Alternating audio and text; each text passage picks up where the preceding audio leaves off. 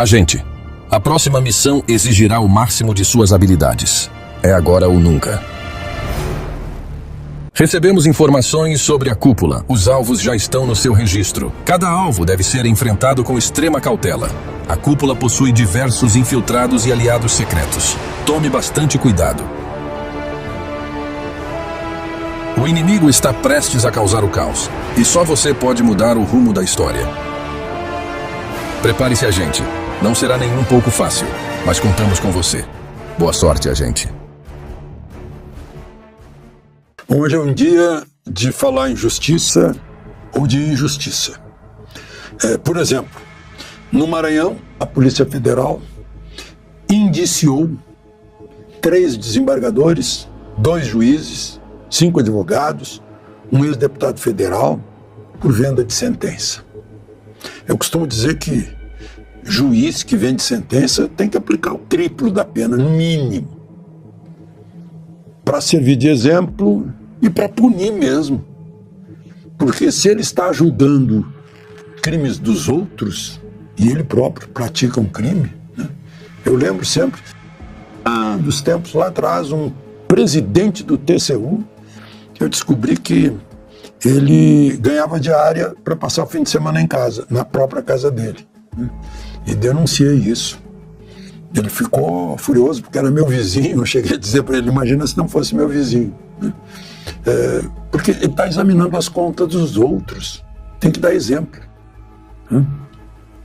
No caso de juízes, olha só, são os 3, né? É a desembargadora Nelma Celeste Souza Silva Sarney Costa, a do Maranhão. Nome majestático. Desembargador Antônio Pacheco Guerreiro Júnior. Desembargador Luiz Gonzaga Almeida. Juízes Alice de Souza Rocha e Cristiano Simas de Souza. O ex-deputado federal Edilazi Júnior, genro da desembargadora. Tem um total aí de 23 indiciados, segundo o Estadão está revelando. Pois é, Maranhão é o pior IDH do Brasil, Índice de Desenvolvimento Humano. Bom, e lá na Bahia, que não tem o pior, mas está em 22º lugar em IDH. O Supremo, aliás, o ministro Gilmar Mendes, mandou que o presidente da Assembleia Legislativa da Bahia devolva o cargo, já que ele foi reeleito, mais uma vez, 3º mandato. E Gilmar Mendes disse que no Brasil não existe 3º mandato de reeleição consecutivo, né? Pode, no caso de Lula, né, que foi feito tudo para ele chegar lá, está no 3º mandato, mas não é consecutivo. O deputado é Adolfo Menezes. Imagina que tem 63 deputados da Assembleia Legislativa. Um não veio, 62 votaram. Ele teve 61 votos. O 62º voto é do deputado do PSOL, Hilton Coelho, que denunciou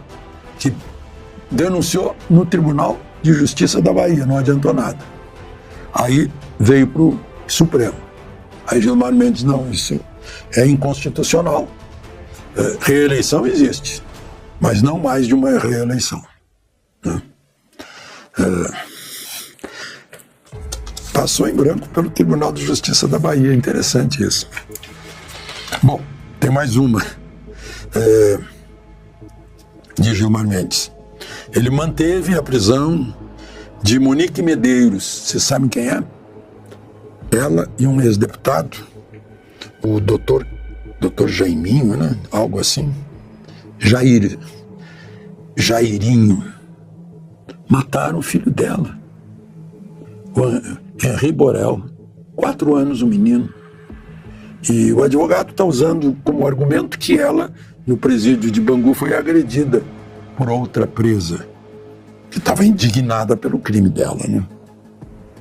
A outra presa está presa lá por outro tipo de crime que não seja agredir e matar criança.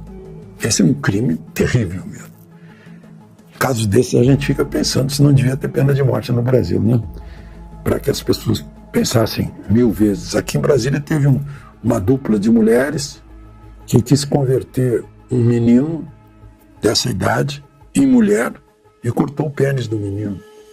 Depois o menino morreu, esconderam o cadáver numa mochila, jogaram fora, algo assim. Estão cumprindo pena.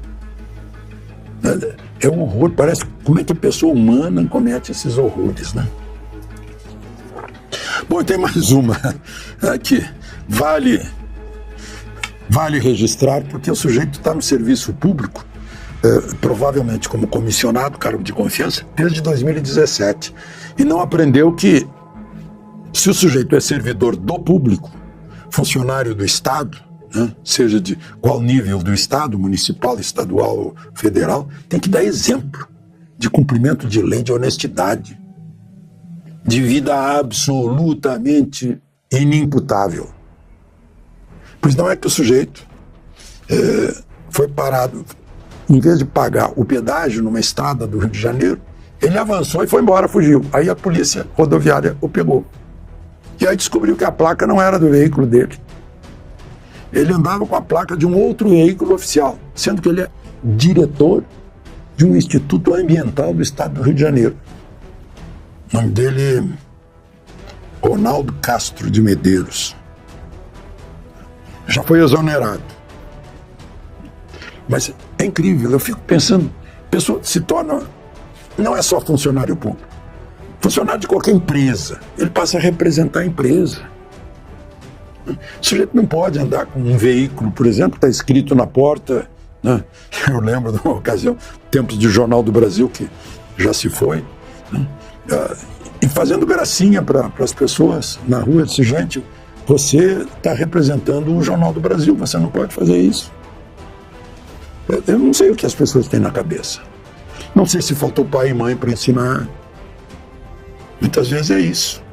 Tem gente que fica horrorizada ao ver o procedimento de jovens. Eu vi um jovem, eu com uma bermuda de pijama igualzinha a minha.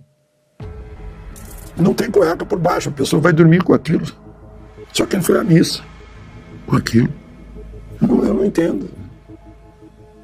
O que tem na cabeça, né? Me choca. Porque a gente vive numa sociedade em que uns têm que respeitar os outros. Ou respeitar, no caso, uma igreja, ou respeitar um emprego, respeitar uma empresa, respeitar uma instituição pública, respeitar uma farda que veste. As pessoas não estão sozinhas. Não. Bom, vamos em frente. Está todo mundo falando nisso aí no noticiário. E agora, se o Trump impuser também tarifas no aço brasileiro e no alumínio brasileiro? É grave. Né?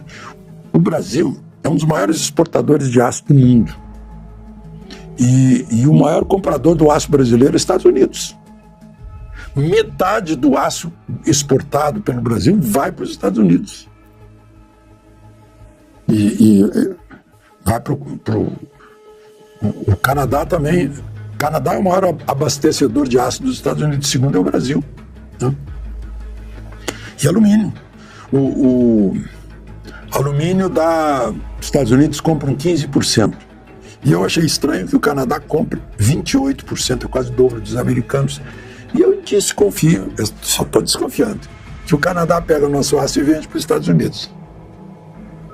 Né? Perdão, aço não, alumínio. Estou falando em alumínio agora. Tarifa sobre o alumínio. Vai, claro, vai prejudicar grandes produtores brasileiros, Companhia Siderúrgica Nacional, por exemplo. Alguém lembrou da Gerdau, do meu amigo de décadas, Jorge Gerdau e Johann Peter? Mas só que o Jorge é cabeça. Ele produz aço para os Estados Unidos, nos Estados Unidos. Então, provavelmente, as siderúrgicas da Gerdau nos Estados Unidos, se houver uma queda de fornecimento externo, vão produzir mais. Vão trabalhar mais, vão vender mais. Mas, enfim, é o novo mundo. Como eu disse, o Big Bang, que explodiu nos Estados Unidos, e aí gera ondas de choque da Casa Branca para o mundo. e também para o Brasil. Aqueles que estão preocupados podem se preocupar mais se souberem que tudo isso não é um repente da cabeça do Trump. É algo muito planejado, muito estudado, muito investigado. Por isso, as coisas se realizam com tanta rapidez, porque foi tudo planejado. Já estava tudo pronto quando começou o governo Trump. Não é como aqui, que até agora ainda não tem um programa de governo exatamente. O governo não sabe exatamente por que rumo vai, mas vai no rumo do palanque sempre, da fala, da propaganda.